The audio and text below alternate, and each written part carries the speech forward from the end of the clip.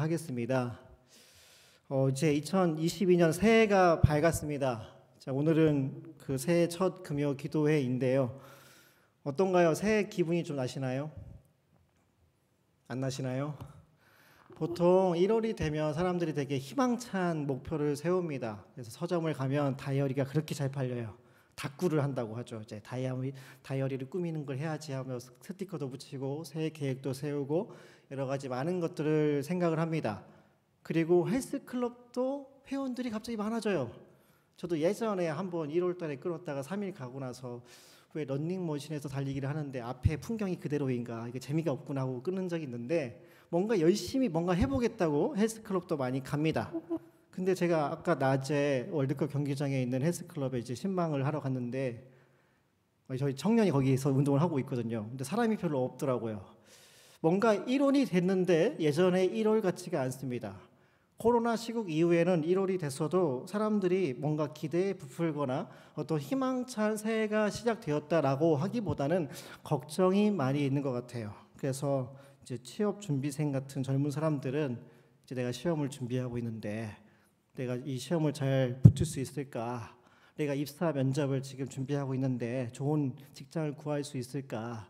점점 직장 일자리는 줄어들고 있다고 하는데 나는 안정된 직장에 취직을 할 수 있을까? 그런 고민을 하게 됩니다. 그리고 회사를 들어간다고 그 모든 고민이 또 해결되는 건 아니죠. 나는 지금 여기서 얼마나 더 버틸 수 있을까? 더 좋은 직장을 가고 싶은데 이직을 하고 싶은데 내가 너무 섣불리 퇴사했다가 백수가 되는 건 아닐까? 그런 고민을 하기도 합니다. 그리고 이제 아이들을 키우는 부모님 또한 비슷한 어떤 고민이 있을 것 같아요. 도대체 언제까지 온라인 수업을 할 것인가? 아이들이 백신을 맞아도 안전한 것인지, 그리고 아이들이 학교를 안 가니까 집안에서 계속 지지고 볶고 하잖아요. 너무 스트레스를 쌓이고, 그리고 아이들이 밖에 나가서 다른 친구들과 놀면서 뭔가 관계를 맺어야 되는데 계속 집안에서 넷플릭스나 보고 있고 게임이나 하고 있으니까 너무 답답하다 하면서 어떤 염려와 불안이 있을 수 있습니다. 여러 가지 다양한 이유 때문에 새해가 되어서도 새해 기분이 잘 안 나죠. 앞으로의 나의 삶이 더 나아질 것 같지 않을 때, 불확실한 미래 때문에 고민만 점점 더 추가될 때, 우리는 하나님을 믿는 사람인데 그리스도인인데 어떻게 이런 삶을 살아가야 할까? 어떻게 이 불안한 삶 가운데서 겁먹지 않고 담대하게 하루하루 살아갈 수 있을까요? 우리가 읽은 이 여호수아 1장은 하나님이 이스라엘 민족에게 새로운 출발을 알리는 장면입니다. 그래서 1절부터 9절을 쭉 보시면 반복되는 문장이 하나가 있죠. 강하고 담대하라. 오늘 설교의 제목인데요. 하나님이 이 말씀을 왜 하셨을까요? 불안하니까요. 너무 걱정이 많으니까요. 일단 1절에 나오는 것처럼 지금 모세가 죽었습니다. 이제 모세가 아니라 여호수아가 그 리더십을 이어받아야 되는 상황이었어요. 근데 모세는 어떤 존재인가요? 이스라엘에게 영웅이었습니다. 모세가 없이는 이스라엘이 존재할 수가 없었어요. 모세가 죽었을 때도 30일 동안 애도의 기간을 보냈었거든요. 근데 출애굽기의 내용을 한번 생각을 해볼까요? 400년 동안 열심히 바로 밑에서 노예로 생활하던 이스라엘 사람들에게 갑자기 모세가 찾아와서 내가 바로와 대적하고 너희들을 탈출시켜 주겠다라고 말을 합니다. 그래서 처음에는 안 믿었죠. 근데 여기까지 재앙이 갑자기 막 내려요. 사람들이 막 그걸 보고서 신기해하기도 하고, 그리고 홍해를 가릅니다. 자기들은 다 살려주는데 쫓아오던 병사들은 전부 다 물에 빠지는 그런 기적을 보여줘요. 그리고 나중에 광야에서도 목이 마르면 반석을 쳐가지고 생수를 다 내게 하고, 배가 고프면 만나와 메추라기를 통해서 배불리 먹게 하는 그 기적을 보여줬습니다. 그러니까 그야말로 이스라엘의 모든 생존과 안전과 희생 전체를 모세를 빼놓고는 설명할 수가 없었던 거죠. 근데 그런 모세가 죽었어요. 그 모세가 죽었기 때문에 여호수아가 그 빈자리를 대신 채워야 됩니다. 근데 여호수아는 가장 가까이에서 모세를 지켜봤습니다. 1절에 나온 것처럼 모세의 수종으로 살았거든요. 그러니까 여호수아는 굉장히 걱정이 됐겠죠. 내가 과연 모세의 뒤를 이을 수 있을까? 저렇게 큰 자리를 내가 과연 메꿀 수 있을까? 내가 이 민족을 하나님이 약속하신 가나안까지 끌고 갈 수 있을까? 그런 고민이 있었을 겁니다. 근데 그뿐만 아니라 외적인 두려움도 있었어요. 여호수아 혼자만 불안한 게 아니고요. 이스라엘 전체가 두려움에 떨고 있었습니다. 왜냐하면 목적지가 정해졌거든요. 가나안 땅에 무조건 가야 됩니다. 가나안 땅에 들어간다는 얘기는 아무도 안 사는 빈집에 이사 간다는 개념이 아니에요. 이미 그 땅에는 굉장히 크고 강대한 민족들이 드글드글 거리고 있었습니다. 다 살고 있었어요. 그 민수기 13장에 보면은 하나님이 정탐꾼을 파송하시거든요. 그때 정탐꾼들이 갔다 와서 뭐라고 그러냐면 민수기 13장 32절부터 14장 1절에 이스라엘 자손 앞에서 그 정탐한 땅을 악평하여 이르되 우리가 두루 다니며 정탐한 땅은 그 거주민을 삼키는 땅이요 거기서 본 모든 백성은 신장이 장대한 자들이며 거기서 네피림 후손인 아낙 자손의 거인들을 보았나니 우리는 스스로 보기에도 메뚜기 같으니 그들이 보기에도 그와 같았을 것이니라. 온 회중이 소리를 높여 부르짖으며 백성들이 밤새도록 통곡하였더라 라고 말합니다. 굉장히 거대한 민족들이 살고 있었대요. 여기에 아낙 자손이라고 단어가 나오는데 실제로 그 유적이 발굴됐습니다. 그 요단강 건너편에 테레스 사이세데라는 곳이 있는데 기원전 12세기에 그 가나안 정복기에 살았던 여자 2명의 해골이 발견됐거든요. 키가 2m가 넘었어요. 굉장히 부럽더라고요. 그렇게 키가 크니까 얼마나 싸울만 하겠습니까? 그런 사람들을 상대로 싸워야 된다? 말이 안 되는 거예요. 이스라엘 사람들 입장에서는. 게다가 가나안 땅 여기저기에 상대하기 힘든 민족들이 진을 치고 있었습니다. 민수기 13장 29절에 보면 아말렉인은 남방 땅에 거주하고 헤딘과 여부스인과 아모리인은 산지에 거주하고 가나안인은 해변과 요단가에 거주하더이다 라고 말합니다. 이스라엘 백성들은 못 가겠다는 거예요. 이거 계란으로 바위치기다. 절대로 못 이긴다. 가지 말자. 가면 우린 다 죽는다 라고 사람들이 말렸었습니다. 지금 여호수아가 직면한 상황이 이랬어요. 근데 우리가 삶을 살아갈 때 우리도 이런 감정, 이런 기분을 느낄 때가 있지 않습니까? 분명히 우리가 먹고 사는 문제도 너무 힘들지만 기독교인으로 산다는 것 자체가 고난이구나 라고 생각할 때가 있습니다. 제가 청년들하고 이제 제자훈련이나 어떤 모임들을 할 때 이런 이야기를 많이 합니다. 분명히 알겠대요. 하나님을 믿는 삶이 훨씬 더 행복하다는 걸 알겠는데 세상에서 너무나 따가운 시선을 받으니까 그리고 문제를 일으키는 몇몇 소수의 기독교인들과 같은 취급을 당하니까 믿음을 지키기에는 세상이 너무나 막강하게 공격을 하니까 사는 게 너무 힘들다라는 이야기를 합니다. 믿음을 지키기가 점점 어려워지고 있죠, 실제로. 그래서 코로나 이후에 교회를 떠난 청년들이 절반이나 됩니다. 그럼 어떻게 해야 그 잃어버린 영혼들을 찾을 수 있을까요?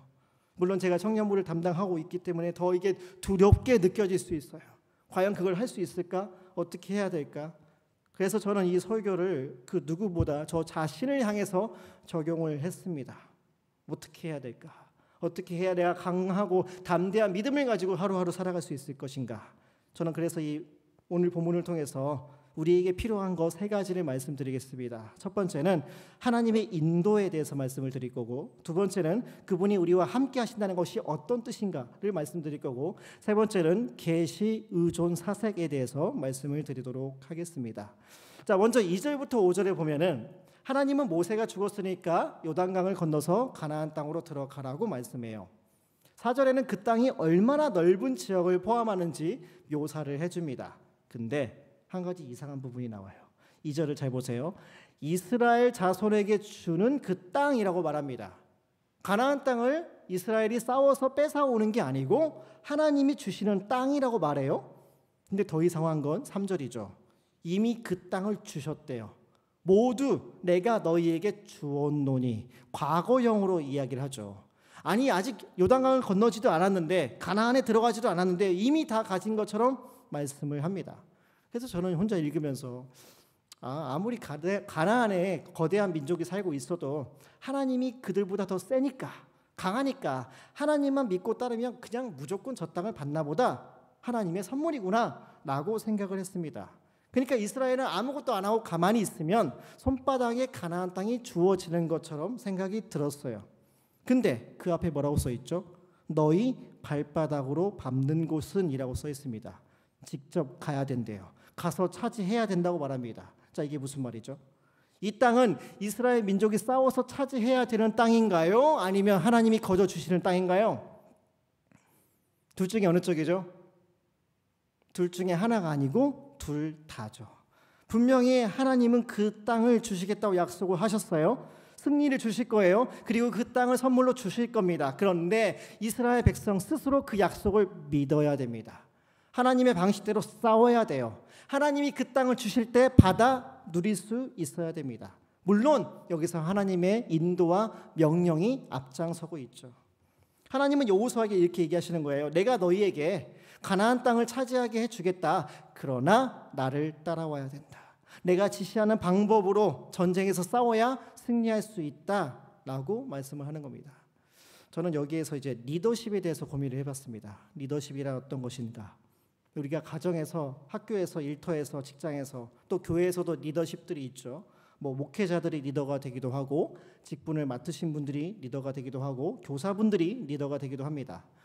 저도 얼마 전에 저희 청년일부 리더 3명을 세웠어요. 그래서 앞으로 이 리더들을 어떻게 양육하면서 잘 이끌어 갈 것인가 고민이 돼가지고 어떤 책 하나를 찾아보게 됐는데, 거기에 리더에 대한 편견을 깨뜨리는 내용이 나왔습니다. 일단 우리는 리더 그러면 어떤 마음이 들죠? 안 하고 싶죠. 부담스럽잖아요. 엄청나게 예를 들면 전쟁터에서 맨 앞에 앞장서가지고 총알을 다 맞고 죽는 그런 사람처럼 우리가 리더를 생각할 때가 많이 있습니다. 근데 그 책에서는 그런 게 아니라고 말해요. 리더는 맨 앞에 앞장서는 게 아니라 그 리더 또한 누군가를 따라가는 사람이다 라고 말하거든요. 그러면서 한 가지 이야기를 들려주는데, 미국에서 그 강의 채널 중에 테드라는 채널이 있어요. 혹시 들어보셨나요? TED. 거기에 데렉 시버스라는 사람이 이제 강의를 했는데, 첫째 팔로워라는 제목으로 강의를 했습니다. 근데 처음에 영상을 하나 틀어줬어요. 사람이 굉장히 많이 모인 유원지에서 어떤 남자가 우통을 벗더니 혼자 막 신나게 룰루라나 춤을 추는 거예요. 사람들이 그거 보고 너무 신기해가지고 막 쫓아와서 구경도 하고 카메라 찍고 막 그래요. 근데 아랑곳하지 않고 계속 춤을 추는 거예요. 관종이죠. 계속 춤을 추는데 그걸 보던 어떤 사람이 자기도 옷을 벗고 옆에서 춤을 계속 추는 거예요. 이 사람은 처음에 춤을 추던 사람에 비해서는 부담이 덜하대요. 왜냐하면 그 따가운 시선을 이 사람이 다 받고 있으니까. 그런데 이 두 번째 사람이 야 같이 추자, 너도 일로 와 하면서 자꾸 불러내는 거예요. 그래서 2명, 3명, 4명, 5명 옆에 있는 많은 사람들이 함께 춤을 추게 되는 영상을 보여줍니다. 그리고 이 강연자가 이렇게 얘기해요. 여러분이 정말로 어떤 운동을 일으키려고 한다면 따라갈 수 있는 용기를 가지십시오. 그리고 다른 사람에게 어떻게 따라야 되는지 보여주세요. 훌륭한 일을 하고 있는 외로운 미치광이를 발견하면 주저하지 말고 맨 먼저 벌떡 일어나 참여할 수 있는 용기와 배짱을 가지세요. 이 단어가 정말 와닿았어요. 외로운 미치광이. 저는 목회자라고 생각하거든요. 세상과 역행하는 하나님의 말씀을 외롭게 혼자 외치고 있는데 그들을 발견하면 주저하지 말고 함께 참여할 수 있는 용기와 배짱을 가지세요. 이 사람은 용기 있는 리더가 되라고 말하지 않아요. 용기 있는 팔로워가 되라. 앞장서라고 말하지 않습니다. 따라가기만 하면 된다는 거예요. 그래서 진정한 리더십은 전쟁터에서 맨 앞에서 총알바지 하는 게 아니라는 거죠. 우리 앞에 있는 가장 용감한 리더를 따라가는 거예요. 우리에게는 누가 있나요? 하나님이 계시죠. 신약 성경에서도 예수님은 제자들에게 나를 따르라 라고 말씀을 합니다. 야 나보다 먼저 좀 가면 안 되냐? 너 뒤 따라갈게. 먼저 좀 가 라고 말씀하지 않으세요. 내가 먼저 십자가를 지고 갈 테니까 네가 감당할 수 있는 십자가를 지고 나를 따라와라 라고 말씀합니다. 지금 여기서도 하나님이 여호수아에게 이렇게 말씀하는 거예요. 가나안 땅에 들어가는 게 너무나 두렵냐? 근데 걱정하지 마라. 네가 앞장서는 거 아니다. 내가 먼저 갈 테니까 내 뒤를 따라와라 라고 말씀을 하는 겁니다. 그리고 나중에 실제로 가나안 땅을 정복할 때 한번 보세요. 언약궤가 먼저 앞서가고 백성들이 따라가죠. 그리고 하나님 말씀에 순종했을 때 그 성을 차지하게 되고 만약에 거역하게 되면 패배하는 것을 보게 됩니다. 우리가 길을 내는 게 아니에요. 하나님이 먼저 앞서 가셔서 길을 내주시고 우리는 그 길을 따라가기만 하면 되는 겁니다. 우리의 인생의 길, 믿음의 길, 평생의 길을 하나님께서 먼저 책임져 주신다라고 말씀하세요. 우리가 이 사실을 믿어야 됩니다. 자, 그리고 두 번째로 필요한 것은 함께 하시는 하나님을 믿는 것이라고 말씀을 합니다. 자, 오늘 본문에서 여호수아는 강하고 담대하라라는 말을 잔소리처럼 굉장히 많이 짓습니다. 자, 6절에서도 강하고 담대하라. 7절에서도 오직 강하고 담대하여. 9절에 강하고 담대하라, 두려워하지 말라, 놀라지 말라. 근데 이 말씀을 하나님한테만 듣지 않아요. 18절에 보시면 루벤, 갓, 므낫세 지파 사람들한테도 똑같이 듣습니다. 1장 18절에 보시면 누구든지 당신의 명령을 거역하며 당신의 말씀을 순종하지 아니하는 자는 죽임을 당하리니 오직 강하고 담대하소서.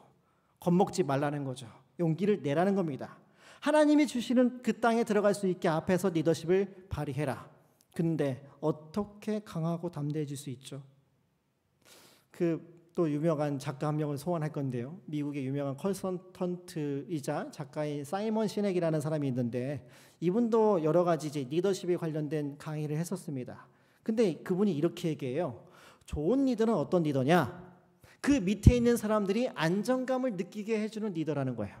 너는 이거 잘못했으니까 해고시킬 거야. 잘못했으니까 너 페널티를 줄 거야. 라고 말을 하는 게 아니라 리더가 단체 내 사람들의 안전과 생명을 우선으로 두고 결정을 내릴 때 사람들은 안전함과 소속감을 느낄 때 멋진 일들이 일어난다라는 얘기를 했었거든요. 제가 이걸 읽으면서 우리나라 역사에 한 명이 떠올랐어요. 이순신 장군, 다들 아시죠? 그 이순신 장군은 임진왜란 때 23번 싸워서 23번 다 이겼습니다. 가장 유명한 전투가 어떤 걸까요? 명량해전 아시나요? 영화로도 나왔었죠. 관객 수 1,700만 명이 넘었습니다. 그래서 우리나라 박스 오피스 1위를 아직까지 차지하고 있는데 그 유명한 대사 있잖아요. 신에게는 아직 12척의 배가 남아 있습니다. 그러면서 이제 상대는 130척이고 우리는 12척밖에 없는데 싸워서 이겼다는 그 전설 같은 이야기. 근데 한번 생각해 보세요. 이순신의 부하들은 어떻게 그 싸움에 함께 참여할 수 있었을까? 불안하지 않았을까요? 도망가고 싶지 않았을까요?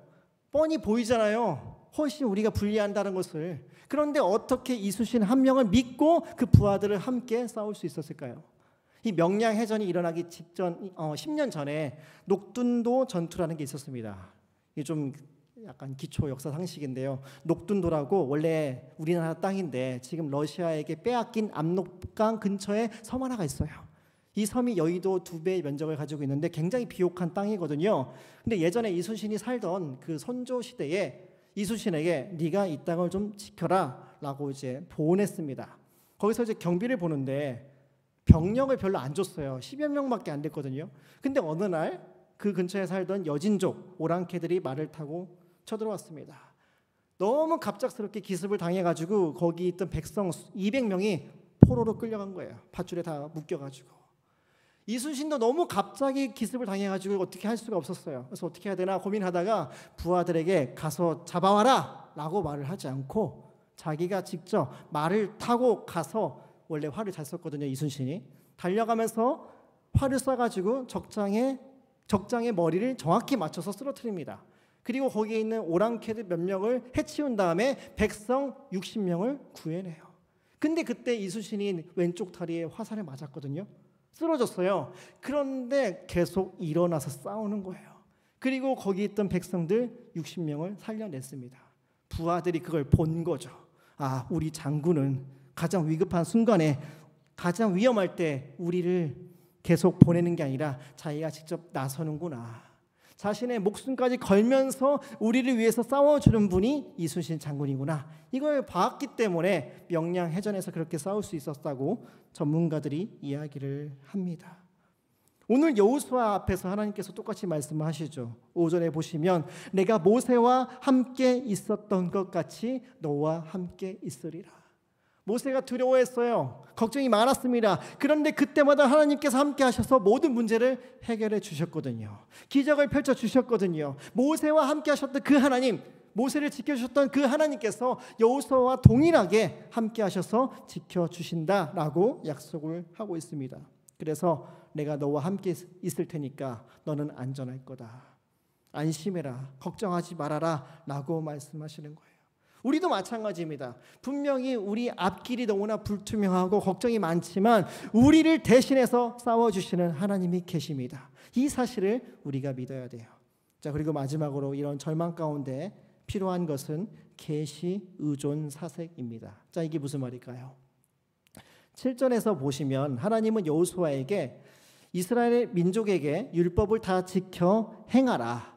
이것을 지켜 행하기 위해서 강하고 담대하라 라고 말합니다. 자, 율법책을 내 입에서 떠나게 하지 말라라고 말씀하시죠. 지금은 책을 어떻게 보나요? 눈으로 보죠. 쓱쓱쓱 지나가면서. 근데 이 당시만 하더라도 눈으로만 책을 읽지 않았어요. 입으로 읽어가면서 소리내서 책을 읽었습니다. 그리고 묵상하다라는 단어는 생각하고 암송하라는 말이에요. 하나님의 말씀을 계속 생각해가지고 나의 상황에 계속 적용을 해보라는 겁니다. 근데 암송이 진짜 중요해요, 여러분. 암송이 진짜 중요해요. 한 구절이라도 여호와는 나의 목자시니 내게 부족함이 없으리로다. 그가 나를 푸른 초장에 누이시며 쉴만한 물가로 인도하시는도다. 이게 왜 중요하냐면 우리가 아무리 많은 책을 읽고 지식과 정보를 습득했다 할지라도 위급한 순간에는 한 줄밖에 생각이 안 나요. 평상시에 내가 소중하게 생각했던 그 한마디, 내가 중얼중얼 거리면서 이게 나의 신념이다 라고 생각했던 그 한마디가 생각날 수밖에 없거든요. 이게 너무나 중요합니다. 그리고 그뿐만 아니라 하나님은 암송한 것을 머리로만 끝나는 것이 아니라 가슴으로만 끝나는 것이 아니라 지켜 행하라. 그대로 실천해라 라고 말씀합니다. 그런데 하나님은 가나안과 싸울 때만 강하고 담대할 게 아니고 그 말씀을 읽고 묵상하고 지킬 때도 강하고 담대해야 된대요. 하나님 말씀대로 사는데 용기가 필요하다라고 말씀을 하고 있습니다. 왜 그랬을까요? 하나님은 관심은 단순히 가나안이라는 물리적 공간 안에다가 이스라엘 백성을 집어넣는 거, 이게 목적이 아니거든요. 거기 들어간다면 어떻게 살 건데? 거기에는 이미 너무나 많은 민족이 들어가 있습니다. 부족들이 있어요. 그들이 가지고 있는 경제, 정치, 사회, 종교, 문화, 온갖 우상 숭배, 세속적인 가치관들이 너희들을 둘러쌀 건데 거기서 너희들의 정체성을 어떻게 지킬 것이냐 생각하라는 거죠. 우리도 똑같습니다. 대한민국 사회에서 하나님 말씀을 지키려면 엄청난 용기가 필요합니다. 손해볼 각오를 해야 돼요. 따가운 눈총을 피할 수 없고요. 왕따 당할 각오까지 해야 됩니다. 또 청년들하고 자주 이야기하는 주제가 이겁니다. 진짜 우리가 믿고 있는 하나님의 말씀을 구체적으로 현실 속에서 실천하기가 너무 어렵다는 거예요. 대놓고 내가 죄를 짓는 건 아닌데 나도 모르게 하나님 없는 방식으로 살도록 계속 유도해요. 유혹합니다. 그렇게 안 살면 손해보게 만들어요. 어떤 분별력을 가지고 세상을 비판적으로 보기가 어렵습니다. 분명히 주일에 예배를 드렸어요. 설교를 잘 들었어요. 혼자 성경을 읽고 큐티하고 묵상을 하고 이게 하나님의 말씀이지, 이게 복음이지 라고 무장을 했지만 세상은 정말 거꾸로 그대로 흘러가고 있거든요. 내가 알고 있는 것과 정반대로 흘러가고 있기 때문에 날마다 우리는 정면 충돌할 수밖에 없습니다. 물론 어떤 분들은 그런 충돌 자체를 못 느끼고 그냥 내가 예수 믿는 사람이라는 그 정체성을 버리고 포기하고 살아가는 사람들이 있겠죠. 근데 한번 생각을 해보세요. 분명히 성경은 뭐라 그러냐면 이 세상과 삶의 주인이 하나님이다라고 해요. 하나님을 내 삶의 주인으로 인정하고 모시고 살아가는 삶, 그게 예수 믿는 사람의 정체성이라고 말을 하고 있죠.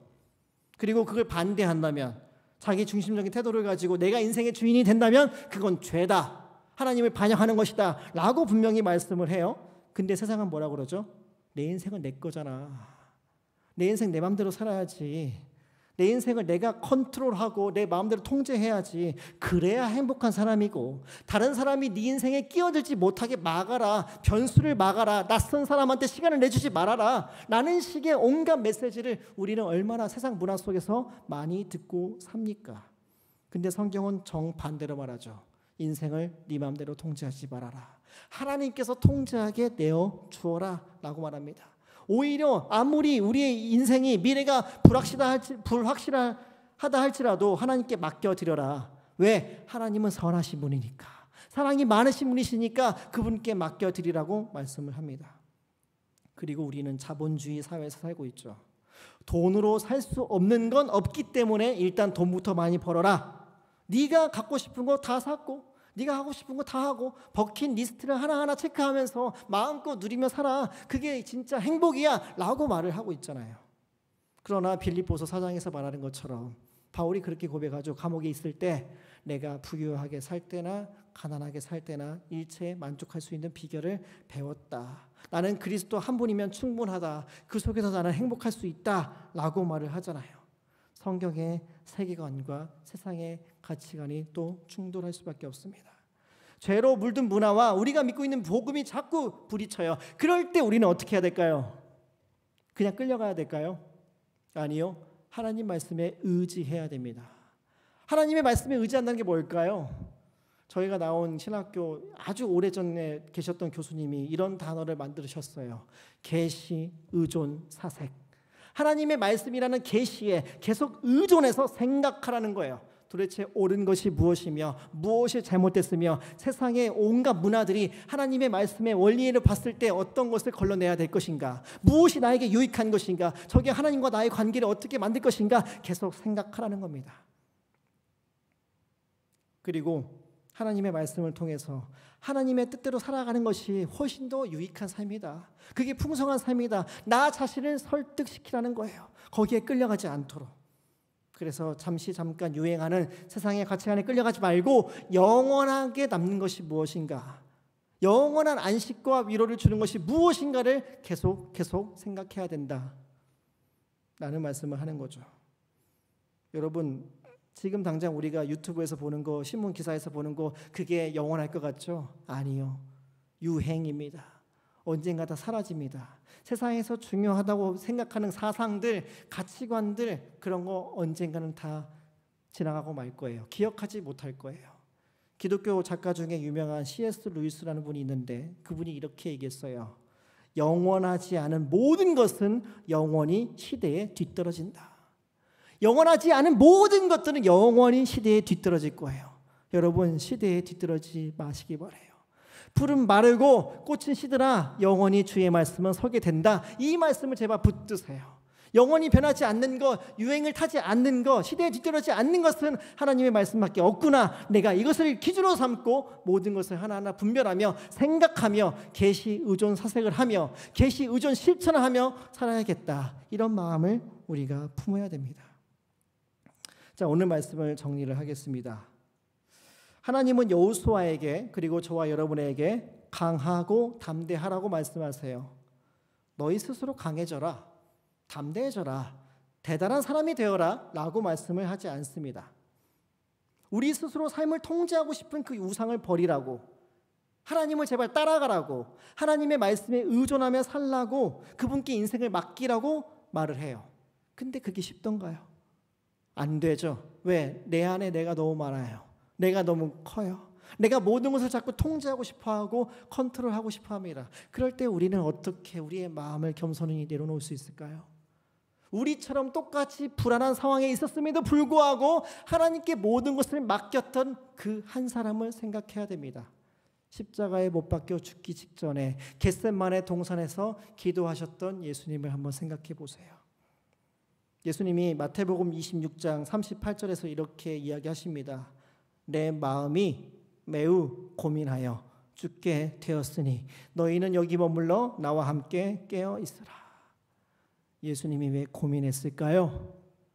인간으로 태어났으니까요. 그래서 인간답게 생각했고 인간답게 걱정했고 인간답게 두려워했습니다. 인간이 가장 두려워하는 게 뭔데요? 죽음이죠. 예수님도 죽기 싫은 거예요. 예수님마저도. 물론 예수님은 다 알고 오셨죠. 내가 죽은 지 3일 만에 하나님께서 일으켜서 부활하실 것이다 라는 것을 알았어요. 하지만 예수님께도 믿음이 필요했습니다. 구약 성경에 나와 있는 그 예언을 통해서 하나님께서 나를 부활하실 것이다. 근데 내가 이 말을 믿어야 된다. 하나님이 우리 아버지가 이 약속을 지켜주실 것이다. 나를 배반하지 않을 것이다. 나를 반드시 살려주실 것이다. 이 믿음이 필요했어요. 그래서 예수님도 자신의 삶을 통제하고 싶었습니다. 예수님이 그렇게 기도하시잖아요. 아버지여, 할 수만 있다면 이 잔을 치워주십시오. 아버지, 내가 내 인생을 마음대로 통제하고 싶어요. 나 죽기 싫어요. 내가 왜 죽어야 되는데? 이 천사들 12군 다 더 된 사람들 데려다가 이 노아 병력을 싹 없애버리고 지구에 있는 모든 인간들, 지옥에 빠지는 말들 신경 쓰지 말고 내 마음대로 살고 싶어요. 그런 마음이 있었을 거예요. 그런 능력이 있으니까. 그런데 예수님은 그렇게 하지 않으시죠. 그 뒤에 내 뜻대로 마옵시고 아버지 뜻대로 하옵소서. 통제하고 싶은 그 모든 마음을 포기하셨어요. 그리고 아버지의 통제에 자신을 맡기셨습니다. 이 예수 그리스도를 바라보셔야 돼요. 우리 모두가 함께 그런 능력이 있음에도 불구하고, 물론 여러분 중에는 어떤 생각을 가지고 있는지 모르겠어요. 하나님을 향해서 어떤 불만이 있을 수 있습니다. 그래요, 하나님, 당신은 내 영혼을 살려줄 수 있을지 모르겠지만 내가 당장 먹고 사는 문제는 관심이 없잖아요 라고 말할 수 있어요. 그런데 그것 또한 오해입니다. 하나님의 사랑이 얼마나 깊은지 모르기 때문에, 인정하지 않기 때문에 우리가 저항하는 거예요. 가장 해결할 수 없는, 그 누구도 해치울 수 없는 그 죄의 문제, 영혼의 문제, 죽음의 문제를 해결하실 분께서 그보다 사소한 우리가 먹고 사는 문제, 무슨 일을 할 것인가, 누구와 함께 살아갈 것인가, 이것을 해결해 주지 않겠습니까? 사랑에 많으신 그 하나님, 선하신 그 하나님, 그분이 내 편이 되어주신답니다. 그 하나님 아버지를 예수님께서 믿으셨고 그렇게 순종하셨어요. 한 치 앞도 예상할 수 없고 어리석고 연약한 내가 내 인생을 다 통제하려고 하기보다 모든 것을 다 아시고 모든 것을 하실 수 있는 그 하나님께 내 인생을 맡기는 저와 여러분이 되기를 원합니다. 그 인생을 먼저 맡기셨던 예수님을 바라보시고 하나님을 끝까지 의지할 수 있는 저와 여러분이 되시기를 주님의 이름으로 부탁드립니다. 이 시간 함께 기도하겠습니다. 함께 기도하실 때 하나님 아버지, 이 시간 우리가 하나님 안에서 강하고 담대할 수 있게 도와주옵소서. 하나님 없이 살아가는 삶은 너무나 불행한데 우리가 하나님을 믿는다고 하지만 자꾸 하나님이 없는 것처럼 살아갈 때가 있습니다. 왜 그럴까요? 하나님에 대한 오해 때문이 아닐까. 하나님을 저 높은 우주에서 우리 인생과 전혀 상관없이 팔짱 끼고 구경만 하는 하나님처럼 생각하는 것은 아닌가? 그렇지 않습니다. 하나님은 인간이 되셔서 우리의 처지로 사셨습니다. 세포가 되셨고 아기가 되셨고 말을 배우셨고 엄마 품에 안겨서 우유를 드시고 젖을 먹이시고, 그리고 우리 인생들처럼 똑같이 죄의 유혹을 경험하시고 온갖 고민과 고통과 배신과 아픔과 죽음까지 경험하셨습니다. 그 하나님이 우리와 함께 하신다고 말씀합니다. 하나님이 함께하기 때문에 우리를 위해서 대신 싸워주시기 때문에 우리가 안심할 수 있습니다. 안전할 수 있습니다. 우리에게 이 믿음을 허락하여 달라고. 우리의 삶이 아무리 팍팍하고 괴롭다 할지라도 그 모든 것을 이미 다 아시고 우리보다 더 큰 고난과 괴로움 가운데서 하나님을 의지하셨던 예수 그리스도를 바라보면서 주님 안에서 우리가 강하고 담대할 수 있게 도와달라고 시간 간절한 마음을 가지고 함께 기도하도록 하겠습니다. 사랑의 하나님 아버지,